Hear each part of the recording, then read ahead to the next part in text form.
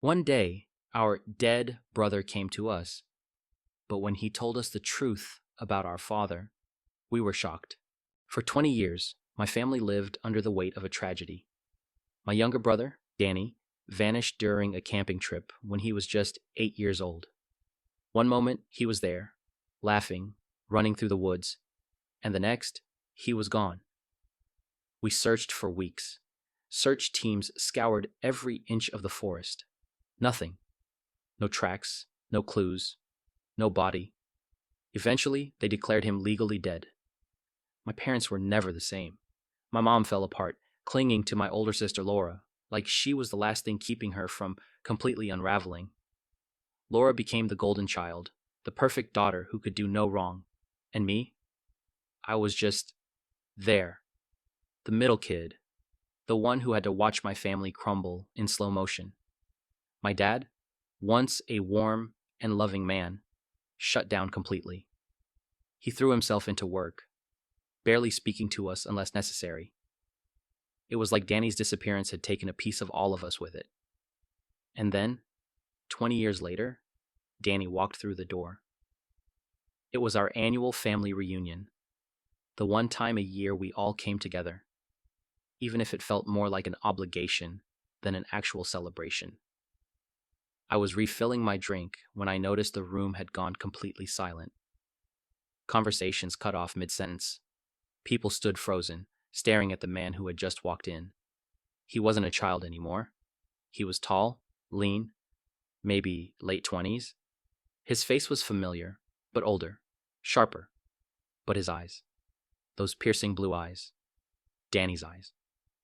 He scanned the room, taking in each of us like he was seeing ghosts. Then, his gaze landed on my mother. His face softened, and he took a hesitant step forward. "Mom," he said, voice barely above a whisper. "It's me." My mother's hand shot up to her mouth. She swayed like she might faint, tears already streaking down her face. Laura gasped, clutching my arm so hard it hurt. My dad? He didn't move. His face had gone completely pale, like all the blood had drained from it. Danny took another step closer, his hands raised slightly, as if trying to reassure us he wasn't a threat. "I know this is a shock," he said, his voice shaky, but calm. I've spent years looking for you." Nobody spoke. It was like no one knew how to breathe. Then, before anyone could react, before my mother could run to embrace him, before Laura could ask a single question, my dad stepped forward, and what he said next shattered everything. "You need to leave. Now." Silence. The air in the room shifted instantly. My mother turned to him, confusion and panic flashing across her face. Laura stiffened beside me. Danny's expression darkened. He tilted his head slightly, studying my father like he was seeing him for the first time. "I expected shock," he murmured, "but I wasn't expecting fear." And that's when I realized my dad wasn't just shocked, he was terrified. I had no idea what was happening, but I knew one thing for sure. This wasn't just a reunion. This was the beginning of something much, much darker. The room felt frozen in time. My mother stared at my father, her face twisted in disbelief, while Laura clung to my arm like she needed something solid to hold on to. Danny was right there, alive. And yet, instead of relief, my father looked like he had just seen a ghost he wished had stayed buried. My mother was the first to react, her voice sharp and desperate as she turned to my father. She demanded to know what he was talking about, why he would say something so cruel when their son had just come back. But my dad didn't look at her. His eyes were locked on Danny, his hands balled into fists at his sides. Danny, for his part, remained eerily calm. He explained that he didn't remember much at first, just waking up alone in the woods, scared and confused. A couple had found him, people who lived off the grid. They told him he had been wandering, crying, unable to say his name or where he was from. They took him in, raised him as their own. It wasn't until years later, when fragments of his past started coming back, that he realized who he really was. My stomach twisted as I listened. The idea of Danny, lost and alone, being taken in by strangers instead of coming home to us. It made me sick. But something was off. My father wasn't asking questions, wasn't reacting the way I expected. He wasn't even looking at Danny anymore. Laura hesitated before speaking. She wanted to know how Danny had gotten lost in the first place. That had always been the biggest mystery. How an 8-year-old could vanish without a trace. There had been no signs of struggle, no footprints leading away. It was as if he had simply disappeared. Danny's expression darkened, his gaze shifting back to my father. He said he didn't remember much from that night, but there was one thing he was sure of. Our dad was the last person he saw before everything went black. The words hit like a bomb. Mom gasped, pressing a hand to her mouth while Laura tensed beside me. I could feel my heartbeat hammering in my chest. Danny didn't stop there. He remembered crying, begging to go back to the campsite, but our father had been angry. He had told him to stop being a baby, that he needed to toughen up. Then, nothing. Just a gap in his memory, a blank space where the rest of that night should have been. Dad immediately dismissed it, his voice sharp as he claimed Danny was confused, that he was just a kid back then and couldn't possibly remember clearly. But something in his tone was off. He wasn't just defensive, he was panicking. Danny wasn't backing down. He looked straight at our father and said the one thing that made the air in the room turn ice cold. "You left me there." Dad's face went rigid. His knuckles turned white. Nobody spoke. Nobody even breathed. Then, without another word, my father turned to leave, shoulders tense like he was trying to escape. But Danny wasn't done. His voice was calm, almost too calm, as he spoke again, just loud enough for everyone to hear. "You never expected me to come back, did you?" Dad stopped in his tracks. His back stiffened. And for the first time, I saw it. Not just fear, not just anger. Guilt. The silence stretched unbearably long. My father stood frozen, his back to us, shoulders tense. No one dared to move. It was as if we had all stumbled into a moment we weren't meant to witness. Like pulling back the curtain on something we were never supposed to see. Danny's words hung heavy in the air. "You never expected me to come back, did you?" And my father, who should have been relieved, overjoyed, or at the very least skeptical, didn't deny it. My mother broke first, her voice trembling as she asked what that meant, what Danny was even suggesting. She wanted an explanation, something rational, something she could hold on to that would make all of this make sense. But my dad still didn't turn around. He exhaled sharply, as if steadying himself, before muttering that this conversation was over. Danny let out a dry laugh. He wasn't surprised. He had expected this. Turning to Laura and me, he said he knew it was a lot to process, but he wasn't here to cause drama. He just wanted the truth. Laura was shaking beside me. She glanced between Danny and our father, like she was trying to piece together something that had never quite fit. Then she hesitated before speaking. There was something she remembered. Something small. Something that had never seemed important until now. The night Danny disappeared, our dad had told her to stay in the tent. He had been firm about it, more than usual. She had always assumed it was just to keep her safe. But now she wasn't so sure. A flicker of something crossed my father's face. Recognition. My mother's voice wavered as she whispered his name, asking him to just look at his son, to say something. But my father stayed stiff, unmoving. Then he did the worst possible thing he could have done. He walked out. Not in anger, not in frustration. He just left. Mom ran after him, but the damage was done. No one had denied anything. No one had answered the one question hanging over all of us. What really happened that night?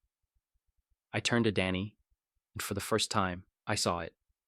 Beneath his steady voice, beneath his calm posture, he was terrified. He had come here looking for closure. Instead, he had just confirmed his worst fear. Our father hadn't lost him that night. The front door slammed shut behind my father, leaving the rest of us in stunned silence. No one moved at first. No one spoke. It was like we were all too afraid to acknowledge what had just happened, because acknowledging it meant accepting the truth staring us in the face. My mother looked completely shattered. Her hands trembled as she clutched the edge of the dining table, her breath coming in short, ragged gasps. She was unraveling. Danny stepped toward her cautiously. His voice was gentle when he told her he didn't come here to hurt her. He just wanted answers. But Mom shook her head frantically, her eyes darting between all of us like she was searching for a way out of this nightmare. "This isn't happening," she murmured under her breath. "This isn't real." Laura reached out, placing a hand on her shoulder. "Mom," she whispered, "you have to talk to us. Did you know? Did you ever suspect?" Mom let out a choked sound, half sob, half laugh. "Suspect what? That my husband—" She stopped herself, pressing a shaking hand over her mouth like she couldn't bear to finish the sentence. Danny's voice was steady, but there was an edge of something raw beneath it. "Mom," he said, "I need to know. Did Dad come back to the tent alone that night?" She visibly recoiled, like the question had physically struck her. Her lips parted, but no sound came out. Then, finally, she nodded. I felt my stomach drop. Danny took a slow breath, closing his eyes for a moment. He already knew the answer. He had known since the second he walked through that door. But hearing it confirmed, that was different. That made it real. Laura was pale, her grip on my mother tightening. "Why didn't you ask where he was?" "I did!" Mom snapped, her voice rising in hysteria. "I asked, I begged him to tell me, but he said Danny had run off into the woods, that he searched but couldn't find him. And then the search teams came, and the police, and they said kids get lost all the time, that he could have wandered too far, that maybe an animal." She stopped, letting out a ragged sob. "I believed him," she whispered, "because I had to." Danny's hands clenched at his sides. His voice was quieter now. "But a part of you knew, didn't it?" Mom's face crumpled. "I didn't know," she insisted. I never let myself think about it. Because if I did, if I even considered the possibility—" She broke off, shaking her head violently. Danny didn't push her. He just nodded, his expression unreadable. I, on the other hand, felt like the world had just cracked in half. My own mother had been living with this silent doubt for 20 years. She had never said anything, never demanded the truth. And my father, he had gotten away with it. Until now. Mom wiped at her face, her breathing still uneven. Then, for the first time since Danny arrived, she turned to him, really looked at him. "I don't care what your father says," she whispered. "You are my son, and I will never let him push you away again." Danny's expression flickered. Relief, heartbreak, exhaustion. But he didn't have time to respond, because at that exact moment, the front door creaked open. My father was back, and he wasn't alone. The front door creaked open, and for a split second, no one moved. My mom stiffened, Laura tensed beside me, and Danny turned slowly, his jaw tightening. My father stepped inside, his face unreadable. But he wasn't alone. Behind him stood a man I didn't recognize. Late 40s, maybe early 50s, rough around the edges. A weathered face, graying beard, dark eyes that flickered between us like he was sizing up the situation. He looked out of place, standing in our family home like he belonged here. Danny's entire body went rigid. His fists clenched at his sides. His breath hitched for just a second. But I noticed. Then, in a voice barely above a whisper, he spoke. "Wayne?" The stranger, Wayne, nodded once, slow and deliberate. "Hey, kid," he said, his voice low and gruff. "Been a long time." Mom looked between them, confused. Who is this?" she asked, her voice shaking. Danny didn't answer right away. His gaze stayed locked on Wayne, his eyes filled with something I couldn't quite place. Then, finally, he turned to us. "This is the man who raised me." The room shifted.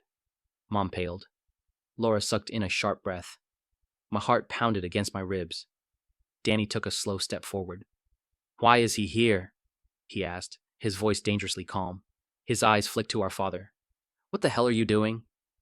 Dad exhaled, running a hand over his face before finally speaking. I called him, he admitted, because if you're going to tell stories, I want someone else to tell theirs too. Wayne's expression didn't change, but something dark flickered in his eyes. Danny let out a bitter laugh. You think bringing him here is going to change anything? He shook his head, barely containing his anger. Why? So he can cover for you? So he can lie for you? Dad's jaw clenched. You think you remember everything, but you don't. There's more to this than you realize, Danny. Danny's nostrils flared. He was barely keeping it together. Then say it, he challenged. Tell me what happened that night. Tell me why you left me. Dad didn't speak right away. Instead, he glanced at Wayne. And then Wayne, the man who had supposedly rescued my brother, sighed and muttered, Because he told me to take you. The air was sucked from the room. Danny went completely still. Mom let out a choked sound. Laura whispered, Oh my God. I could barely process what I had just heard. My father hadn't just abandoned Danny. He had given him away. Danny shook his head slowly, his voice breaking. No, that's not... But Wayne cut him off. Kid, I didn't just find you in those woods. I was told to take you. And your father... He glanced at my dad, his expression unreadable. He made sure you never came back. Everything snapped into place. Danny's disappearance wasn't an accident. It wasn't a mistake.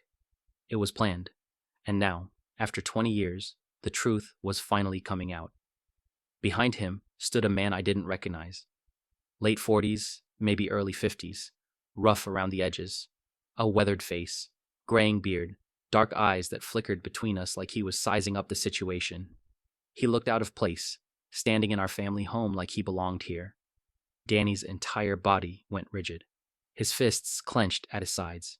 His breath hitched for just a second, but I noticed. Then, in a voice barely above a whisper, he spoke. Wayne? The stranger, Wayne, nodded once, slow and deliberate. Hey, kid, he said, his voice low and gruff. Been a long time. Mom looked between them, confused. Who is this? She asked, her voice shaking. Danny didn't answer right away. His gaze stayed locked on Wayne, his eyes filled with something I couldn't quite place. Then, finally, he turned to us. This is the man who raised me. The room shifted. Mom paled. Laura sucked in a sharp breath. My heart pounded against my ribs. Danny took a slow step forward. Why is he here? He asked, his voice dangerously calm. His eyes flicked to our father. What the hell are you doing? Dad exhaled, running a hand over his face before finally speaking.